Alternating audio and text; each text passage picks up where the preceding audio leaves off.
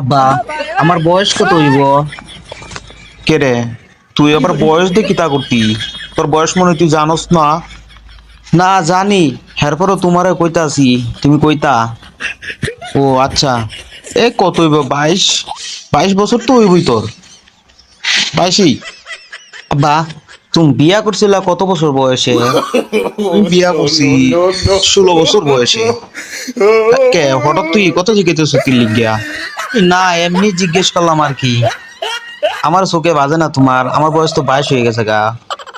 তোরে আবার কখন কইছি তোরে আমার চোখে বাজে না? তোর তো আমার চোখে চোখে রাহি, চোখে বাজে দিকে তো রাহি চোখে চোখে। আরে এই কথা কইতাছি না, কইতাছি কি তা, তুমি 22 16 বছর বয়সে না 17 বছর বয়সে বিয়ে করছো, আর আমার 22 বছর হয়ে গেছে গা, এমন কিন্তু বিয়ের খবর নাই।